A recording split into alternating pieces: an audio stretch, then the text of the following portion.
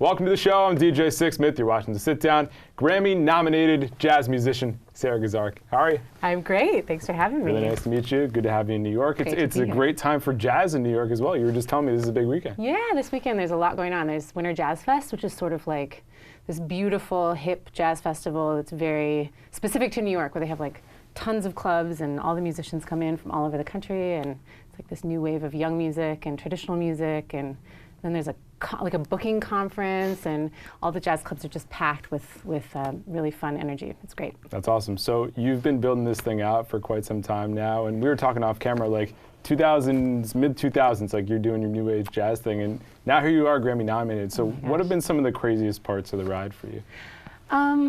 It's all been really crazy. You know, it's like when we acknowledged that my first record came out in 2004 or 2005, I was like, oh my God, I've actually been doing this for a while. It doesn't feel like it because it's all been happening so fast. But essentially, my path was really different from, I think, most musicians' paths, where, at least in the jazz trajectory, where I was in college and ended up winning an award through Downbeat magazine, and there was a management company that was looking for like young up-and-coming talent to be booked in this jazz festival tour that they were doing with kind of like more established, like more successful artists. And they saw my name and booked me, and that was like fast-track trajectory, signing with a big label and a big booking agent, and that's really rare in the jazz world to have somebody just kind of like at that age come up and have that much visibility. But it was really fun, and I feel like I learned a ton in those years. You know, just kind of like how to talk to a sound guy, and like, you know, what to say to a promoter when you meet them at the club. There's so many different people involved with the whole infrastructure here. So many different people, and then you know, the music industry shifted. That was also around the time that iTunes came about, and that's a big shift at that point. Huge shift, and all of the record labels were kind of freaking out. Like, how do we find income here? You know, because people aren't buying these tangible products anymore. And it's been really fascinating to look back at every release that I've done, because everyone seems to have been on a totally different kind of like stepping stone as the music industry has shifted. You know, the second one was with a label, but the funding was different and the booking agent was different, and it was a little bit more homegrown. And the second to last one was completely crowdfunded, and the tour that we did was completely booked by me. And this last record, I hope, is indicative of where the music industry stands now, where an artist can self-produce and self-release their own music, and potentially shop it around to different labels and have those labels say, I don't think this is for us, and to not like crumble within and say, well, I guess, you know, this must not be good, right? I mean, it's like, okay, thank you for your opinion, let's keep going, and I'm gonna self-release and end up with great press and a great tour and 2 Grammy nominations. That's insane. It's crazy. Yeah, that couldn't have happened 10 years ago. No, because when you're starting this thing, even just now, you're like, all right, well, I hope this hits. And it's one thing to hit, it's another thing to be Grammy nominated. So how did you make sure you got through and cut through and had people find your stuff when a major label isn't pumping that thing out? Well, you know, I think that it would have been really tough if I hadn't had any kind of history. You know, like I do have people knew who you were, people knew your music. That's an important thing. It is, to some degree. Yeah, I mean, the jazz world is its own kind of like sweet little bubble. But yeah, I mean, I think that I have a presence on Spotify and YouTube and Instagram, and I was young enough when social media came about that I realized the importance of it, and I actually like it. You know, like I like social media. Yeah, it's fun. And I've always liked it, and so it doesn't feel like a burden to me. Whereas I feel like some people in an older generation are like, this takes time and energy in a way that I don't connect with. I have always connected with it, and so I've been really good about my social media presence over the years and connecting with fans and staying up to date with content and continuing more than anything to create art. You know, collaborating with other people and continuing to release music that felt authentic to me. And I think that's something that differentiates jazz from other forms of music, that there's this like mastery of instrument combined with the desire to express something incredibly authentic in an improvisatory way, right? And I think that if I had continued down the path that I was on, I wouldn't have had the same success with this record that I have received. I think that I was willing, after my last record, to take a moment and say, is this actually a reflection of who I am, the music that I'm actually producing and sharing with the world, and am I actually promoting the value systems of this art form? You know, and I had just recently been through a divorce, and my mom was in this borderline catastrophic car accident. Oh my gosh. I know there were all of these things A lot that going like on at that point, yeah. Yeah, that actually were like a little bit darker and like very human, but a little bit darker than like the happy-go-lucky kind of like young female artist image that I was sort of continuing to subscribe to. So I took some time and was like, okay, if I'm going to make a record, and I'm going to make a record, not like with input from management or booking agents or record labels. If I'm going to make a record, who are the people that I want to collaborate with? What are the songs that I want to sing, just based on the story that I have lived over the last 5 years? And so we ended up with, you know, a cover of a Sam Smith tune and, you know, a Stevie Wonder song and this arrangement of Dolly Parton's Jolene. And that was one of the ones that got a Grammy nomination. Which is an awesome rendition of it, by the way. Thank you. Thank you very much. Yeah, and so, you know, my hope with that record was, with Thirsty Ghost, was to just tell a really human story and to encapsulate the entire spectrum of emotion, and not just, you know, pick songs that I liked with musicians who were really talented, but to actually say, like, you know, if people truly are coming to my shows to see themselves reflected in this music, and I only sing about one kind of emotion, am I actually singing about the human condition? Right, you'd just be picking one part of it. Exactly. Yeah, and putting on a face about it, whereas that's not the truth, that's not reality. Exactly. And it's terrifying to share art that actually is based in truth, especially when the sounds that we were creating for Thirsty Ghost were a pretty big departure from the music that I had released previously.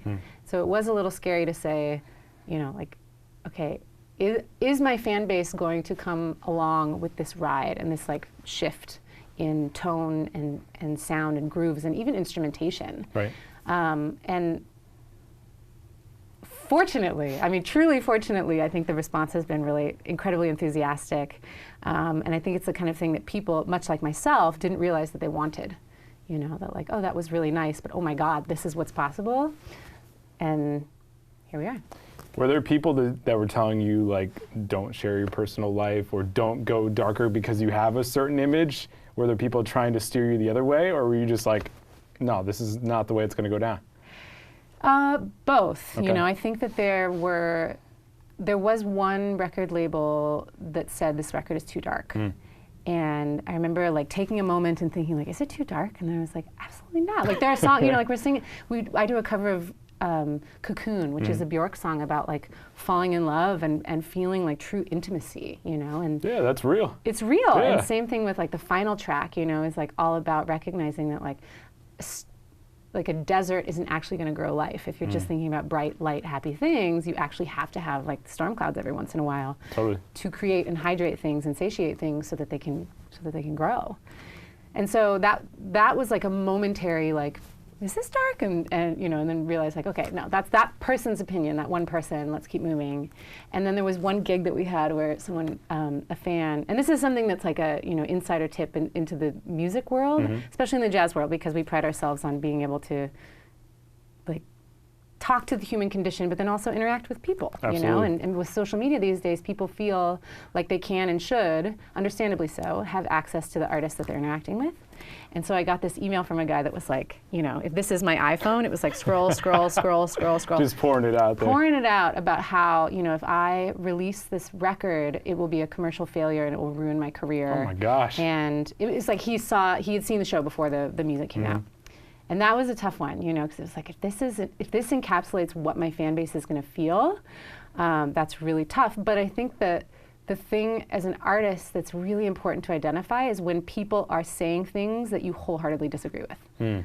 You know, that he wasn't like, like he wasn't like, you know, the arrangements are not thought-provoking, or your vocal quality wasn't expressive. Like, these weren't things, that wasn't stuff that he was, or like, there was no story. You know, he was saying things like the repertoire that you're choosing isn't the Great American Standard Songbook. Oh, that's total BS. Well, I mean, and it's his opinion, you know, and like it's so subjective. It's so subjective, and I recognize that there is an audience for a beautiful, soft-spoken young woman in a dress. Right? And like, here's me in my bright fire red suit. And that's like, you. no Yeah. longer, you know, like a tender-hearted young woman. Like, I've been through some stuff and I want to Absolutely. share it. And there are other people in the world who want that as well. Right. And so I think that that's the thing to recognize, is that everyone has an opinion and they're totally entitled to their opinion, but it doesn't mean that I have to base my art off of what it is that they want, because there are other artists that will do that. Yeah. Or won't not necessarily base it off of what they want, but like whose vision is in alignment with what that audience member is looking for. So, you know, of course we're sad to lose fans, but if I'm doing art that this guy doesn't subscribe to, like, there are other people who are. You're going to gain more fans from doing this type of art because it should be personal. It Yeah. should be emotional. And when I'm watching you singing your songs, like, it seems like you're just fully, deeply in that emotion. So Yeah. what kind of mental space do you get to when you're performing now compared to when you were first starting? Oh, that's such an interesting question. Previously, because I was so young, there was a lot of like, I want people to take me seriously. And so I want to do songs that are really good and arrangements that are good and sound really good. And that gets old so fast. Yeah. It gets really old so fast because you realize that like good, as we were just saying, is subjective, right? And so it's like, someone might say, like, I love this person's voice. Someone might say, I'm totally not a fan, right? Like, that arrangement was awesome. I did not like that arrangement. But the one thing that we can all recognize is when someone is being authentic or is not. Because we interact with people on a human level every single day. Right, and we can all call day. BS as soon as we see Exactly. it. You can tell when someone is performing, you can tell when someone is being authentic. And so that was what I started to search for, was like, okay, if I love those moments in my interpersonal relationships, why can't I explore that in my art? And that was why it was so challenging, because it was new, challenging to explore repertoire that spoke to specific experiences. You know, that like Jolene, for better or for worse, there are a number of people in the world who have experienced a Jolene, you know, and so then it was my duty to communicate to my collaborator with that song, like, here are the emotions and the experiences that brought me to want to sing this song. Here is when I'm singing it, what I'm feeling, and so like, go. Yeah. You know, write the arrangement, and then we'll come back together and see if you knocked it out of the park. And fortunately with Jolene, the arranger, Jeff Keyser, took it to, all I think I essentially said to him was like, I want it a little slower, I want it way more muscular, and I want it to give the sense that you're not begging Jolene to let you keep him, you are telling Jolene that if she takes him, you're gonna burn her house down.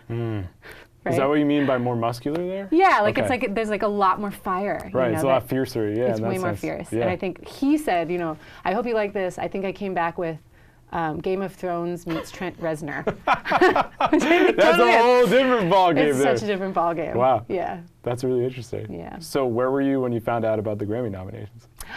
Oh, I was at home. I just got chills. It was so special. So, yeah, so I have a lot of friends who have received Grammys, and it's been fun to watch. And I'm a voting member, and so I've voted for people, and I've gone to some after parties and different things. And it's a world that I'm really fascinated by. And the Grammy, the Recording Academy does really incredible things for the music world, like in terms of education and outreach and different things. Like it doesn't just stop at like, here's your trophy, see you next year. Like it's a year-round thing that I'm delighted to have a foot in the door with.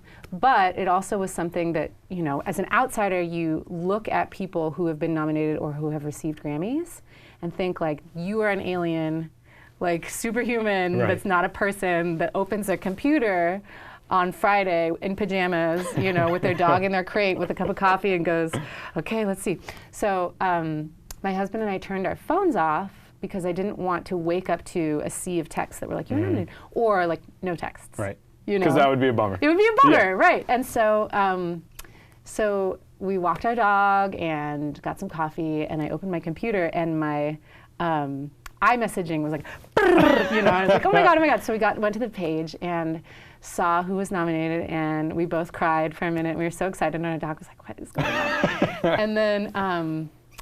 And we sat there for a minute, we were talking about how momentous this is, just sort of like what we were talking about with the music industry, that, you know, an artist who's self-releasing and self-producing can be honored in this way, you know, that like it is possible now in the climate of the music world that like this is a thing that happens or could happen. And we're sitting there for a while, and then I was like, I wonder what other of my friends have been nominated. So we're scrolling through, and I was like, arrangement. Oh my God! Like, there's the second one. So that was really fun because I think we thought that, like, you know, one, that's awesome. Yeah, and then one is cool enough, and then you scroll down and you see amazing. two. I mean, it's amazing. It's crazy. It's really, really crazy. And I was honored for my friend Jeff, who is an incredible arranger, who has been nominated before. And so I wasn't surprised because he is really good at writing arrangements and bringing life to stories through composition. And then, you know, I mean, it's been crazy, nonstop. I mean, my hurdle that I have to get over, and I imagine this is the case for most artists, is recognizing now that, like, it's two-sided. One, that people who are nominated for Grammys are humans in their pajamas. Yep. Right? Amen and also, to that. Yep. right? Like, it's just a thing. Like, we're all humans. Totally. But then also, like, I have to kind of rework my brain that, like, I have been honored in this way that, like, is incredibly special and worth being celebrated, and that there are a group of my peers that voted in a way that, like, I didn't think would ever happen for me. It's incredible. Yeah, it's a real honor. It's beautifully said. Because some people would just be like, all right, it's a nomination. I'm going to focus on trying to win this thing. Yeah. But at the same time, it's a really select group of people who have ever been nominated for a Grammy, Yeah. let alone 2 Grammys. Yeah. You need to soak that in. You need Yes. to allow yourself to enjoy that. Regardless of what God. happens, this is an incredible moment for you. So have you allowed yourself to really let it pour over? I'm very fortunate to have some friends who continue to remind me. So they're because pumping you up. They are, because I do come from, like, in my blood, I try really hard not to let things get to my head, and my mind goes to, like, yeah, but, you know, instead of, like, okay, but pause, you know. This is dope. This Let's is just incredible, say that. yeah. And so I have some friends who continue to, like, text me, like, good morning, Grammy nominated Sara Gazarek, which is really special. And I think that, as you said, the nomination is and it's a huge honor, you know, that, like, there is like, all of the 12,000 members of the Academy vote for the top 15, and then there's a committee that listens and like, has a little bit of weight and says, like, you know, these, I feel as an individual that these records deserve the nomination, and then with that math, you know, that's how the individual nominations occur. And to think that, like, my peers felt that way after listening to those records is, like, that's a massive, massive honor. Huge honor, the greatest honor that I could think of. And then the awards, you know, I mean, like, it's a huge honor, and there are 12,000 people voting. Right. You know, and so it's all, I mean, it's all an honor, but I think even the nomination is, like, it's more special, I think, than people recognize. Definitely. And the big day is coming. It's coming. not that far away. Oh my gosh, it's just a couple weeks away. Have you even gone there mentally in terms of what would it be like to just actually now be there? Or would it be like to win? Like, have you allowed yourself to start thinking that way? Yeah, absolutely. Yeah, Good. like, every once in a while, you know, while I'm jogging and I don't want to get up to a hill, like, I don't want to go up the hill, I'm like, yeah, but what if you win, you know? And so, like, I'll keep going. And, you know, I mean, I think that I know a lot of the other nominees, and so I think about what would happen if they won, and I would be so delighted. Especially, there's one woman in particular named Tierney Sutton, and she's been nominated 9 times. Oh, wow. She's an incredible vocalist and a great musician, and I just think it would be so cool if she won. And as we were saying earlier, Esperanza Spalding, who's like a wonderful bassist and vocalist, is also nominated, and I think it would make so much sense for her to win because she's just an incredible icon in the jazz world. But also, like, yeah, it would be awesome to, like, be there, you know, in a gown with my husband next to me and someone pronounce my name correctly or incorrectly. You don't even care. I don't care. You're like, I just want to be there, and if I win, I'm running right up there to get that award. That's right. I can't imagine, I don't know, I can't imagine writing an acceptance speech because it does seem like... That's a big one to bite into. I know. It feels like that. almost like you would be jinxing it, Right. you know, by sitting down and be like, thank you so much. But if you do win and you go up there and you don't know what you're going to say, because there have been people who are just overcome with emotion. Yeah. That's the reality of the situation. That would you be want to me. have something in the back of your head, like, all right, I got to thank these people. I know. And then I'm going to spat out on this. I know. Yeah, well, fortunately, jazz musicians are, you know, like, pride themselves on their ability to improvise, and so. It's true. It's kind of in the nature of the job description. Exactly. So it probably, if I were to win, it would probably look incredibly flustered and very emotional, and I likely would forget a lot of people, most notably my husband. But But you think of later. Exactly. That's right. For people who haven't checked out the music, what are some big things you want them to feel when they listen to it, or just take away when they listen to your sound? Oh, I love that question. I would love for people to listen to this music and feel courage in facing the entire spectrum of human emotion.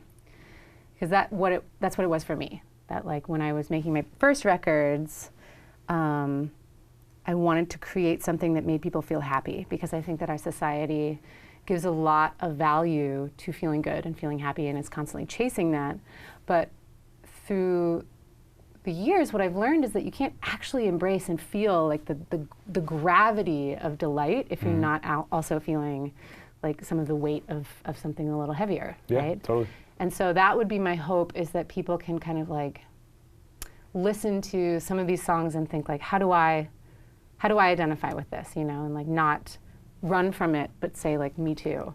I also feel that. Let's look at this and walk into that cave and know that like I can still come back out. Yeah, we'll work through it and we'll get through it. That's right. Yeah. Well, Sarah, really nice to meet you. You too. Best of luck with everything. Where Thank can you. everybody check out your music? Why don't you tell everybody here? Well, they can go to my website, saragazarek.com, or on all the social media at Sara Gazarek, anywhere and everywhere. That's Grammy-nominated artist, Sara That's Gazarek. right. That's Thank right. you. Put it out there. For Sarah, I'm DJ. See you next time here on The Sit Down.